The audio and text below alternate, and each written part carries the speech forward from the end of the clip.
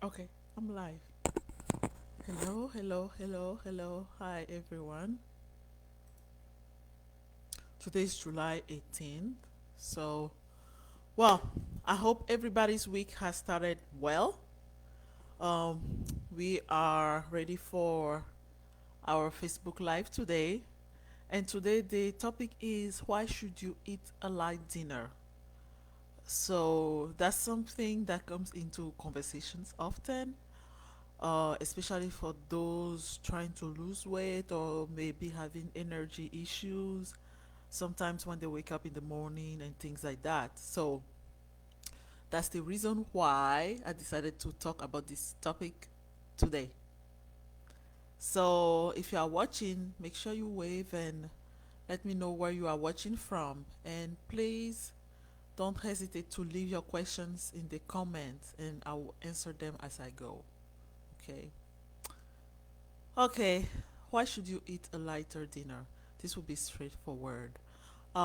Before I really kind of jump into it, one or a couple simple basics, to give is that sleep is to promote not only rest but regeneration.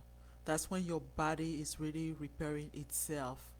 All the energy, most of the energy is geared toward repair, as opposed to during the day where it's geared toward your alertness, thinking, movement, all of those things.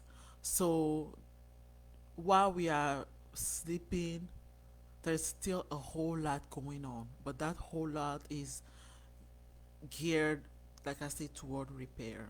A lot of repair and a lot of stabilization and things like that. So one thing that happens during sleep we really don't think about is that during the day, when you eat, after you eat, hi Rita, nice to see you. um, During the day after you eat, there is quite a lot of circulation that is diverted to your gut, towards your digestion, to help the digestion process. And that is very easily achieved while you are up and moving around, while you are in a state of alertness. However, when you are sleeping, that is something that's not as active as when you are awake. So um, that in return leads to poor digestion of what you ate, which means poor metabolism of whatever produced sugar. So the amount of carbs you ate, or if you ate sweet things like that, poor metabolism of that, which over time can lead to insulin resistance. So it's very little things like that you need to be conscious of. And that, for instance, is already one reason why you want to eat lighter at night. You don't want to overload your system, and then you go to bed and your system is trying hard to break down the food, and convert it to what it needs to be converted, when in fact that energy is actually supposed to be directed towards repair and rest. So, and while talking about sleep, um, a lot of um the metabolism that I say slows down, a lot of it that even happen, most of it happens toward the REM sleep. That level of sleep we achieve, that the one that really, I'm just trying to make it super simple, the one that really allows us to obtain rest. If you don't get into that state of REM, that's when you typically will wake up tired no matter how long you sleep. And that's how some people that will sleep only 4 or 5 hours a night, and that's what works for them. They are refreshed, they are ready to go because they get a good quality REM sleep. So most of the little metabolism you get, because obviously your metabolism is a little slower when you are in a restful state. um, Most of that metabolism happens during the REM sleep. Hence another important reason why sleep is important for weight loss. So those are like two big things to think about when when it comes to your sleep quality, and also the amount of things you are going to eat. And since I talked about things getting broken down into sugar, and there's a poor metabolism. This is when you really want to eat how much of, you really want to watch how much of what you are eating at night. A good rule of thumb is, they say give it at least 2 hours after dinner before you go to bed. Allow that food to go down. If you can do more, even that's better before you go to bed. That's a good rule of thumb. Those that suffer from heart reflux, they are even told more. You need to sit up a little longer if you can before you go to sleep, before you go lay down, or otherwise you try to lay down on pillows and to keep a little up also. Of course, that has to do with the acid reflux, but that's an exception. Now, one thing I also need to mention, I'm talking about dinner. What is dinner between 5 and 7 p.m. for many? Maybe between 5 and 7 a.m. for others. So if you are a night shift worker, you then want to factor that because you are actually active during the night and you are sleeping during the day. So you want to eat light when you go to bed, before you go to bed. So 2 hours if you can before you go to bed. Hi, Brendan. Good to see you. That's a very good question because after a workout, okay, one thing that happens after a workout is that many folks will defeat um, their hard work with what they will eat.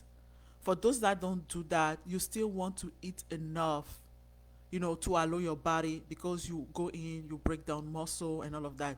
You still want to give enough for your body. So what you don't want to do is eat poor quality food. You don't want to eat poor quality food because if you have the right amount of vegetable, protein, and carbs on your plate, you are fine.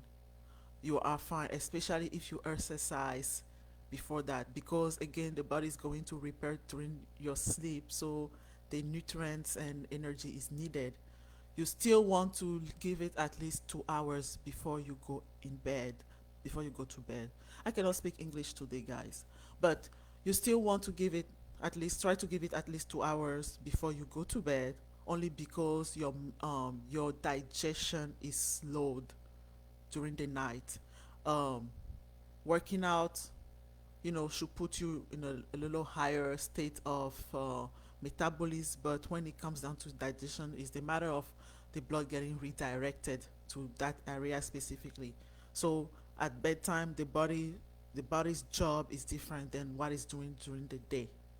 So yeah, that's a very good thing. I would say eat in a sufficient. You don't want to starve yourself. Basically, that's what I'm saying. You eat sufficient amount. You just don't eat. You don't overeat. You don't exaggerate the carbs, of course. But you do need some carbs because of the exercise. So that's a very good question. I like that question. So anyway, one little thing also to know about sleep and digestion and blood pressure. Well, normally after we eat, our blood pressure drops a little bit. Normally after we eat. Why? Because of that whole, blood getting directed toward digestion to promote the intestine, doing the thing. So normally your blood pressure should drop a little bit after you eat. Okay. So if you eat heavy before you go to bed, and that activity is not as virulent as during the day as far as redirecting the blood to your digestive system, imagine, and by digestive system, guys, I'm talking about, digestion basically. Imagine the stress that's actually putting on your body, because now the food is there, it's trying to digest, but it cannot really accommodate all of that. So your blood pressure is actually up, as opposed to going down. And so think about doing something like that over and over and over and over and over again, for days, for weeks, for months, for years, and the end result of that. So that is something, another uh, reason why you should really check out the portion of your dinner and what's in your plate. If you ate a bunch of junk during the day, then you really want to try to do good before you go lay down. And again, give it the 2 hours. I'm gonna keep saying that. Try to give it 2 hours before you lay down. Um, so eating heavy. I think a lot of people notice this when you eat extremely heavy before you go to bed. You wake up in the morning feeling like crap. You don't get a good amount of sleep. Your body is trying to process all of that food instead of allowing your brain, among other parts of your body, to rest and regenerate. So, and that's not even counting what's happening with, insulin production, with the digestion, and the shift in your blood sugar. Even if you are not diabetic, the shift in your blood sugar from the amount you ate and not actually moving and using it and laying down. So that that's a reason, a reason why you should consider another reason why you should consider eating light at dinner. I hope this is helping you guys, because when I learned about this, I was extremely excited and I put it into practice immediately. Why? Because I'm very sensitive to what I eat and how I feel afterwards. And, you know, waking up extremely tired in the morning, especially with poor sleep quality before, I had to address all those things, but used to have poor sleep quality. And once in a while, I will have nights I really don't sleep. That still happens once in a while, but it's nothing like, weeks at a time like it used to happen. So when I learned about this whole eating and the portion, and I really watch the amount of carbs, avoid sugar. I try to avoid alcohol, but sometimes you gotta do what you gotta do. I'm just saying. So, um,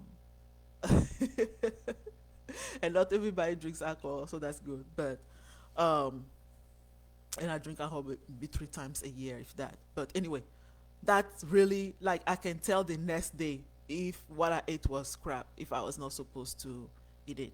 So I was glad when I learned about this and I put it in practice, and how it really affected my quality of sleep.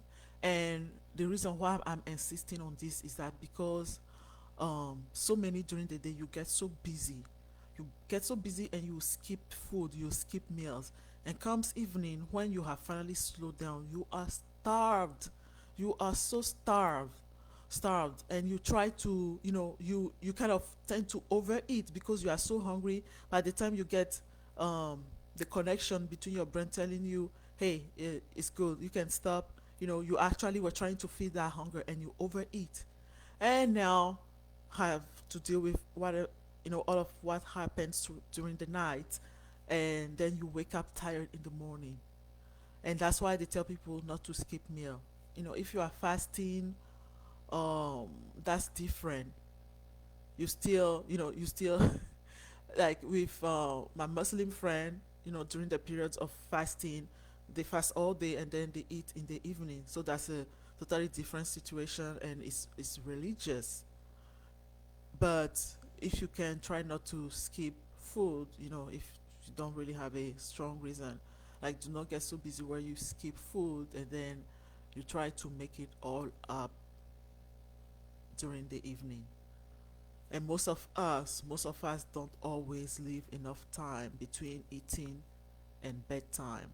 We typically don't, you know, many don't give that, don't get to have those 2 hours. Not everybody really gets to have it every time. So that's when you really want to try to eat lighter.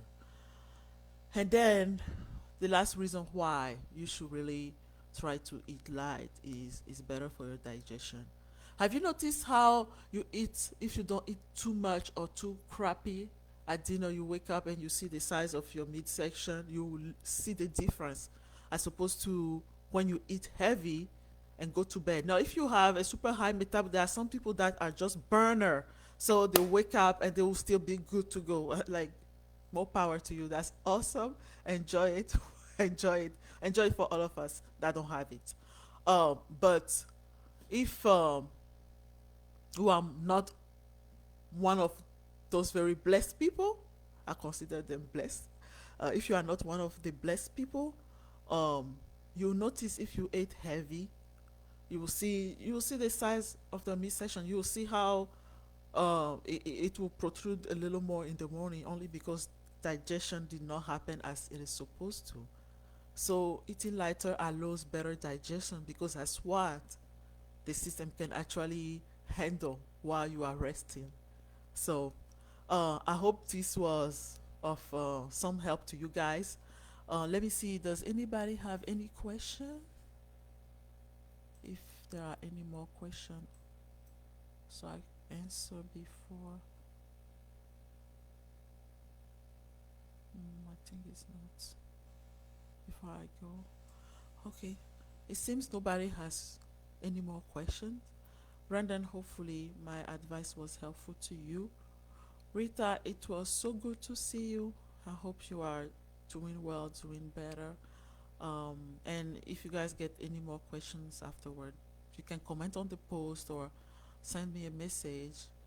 Oh, send me a message or something like that. Yeah, it's good, Brandon. It's good. It's good to hope. It's good to hope. Technically, our metabolism slows down as we get older, but keep trying, keep trying. Uh, so, okay. If there are no questions, I'm gonna let you guys go. I try not to go over the 15 minutes because everybody's busy and whatnot. But you can leave me the questions afterward or send me a message if you do have questions. But thank you for coming. I really appreciate it. And I'll see you next week. And by the way, if you all have suggestion of topics you want me to discuss, make sure you shoot those to me also, you know.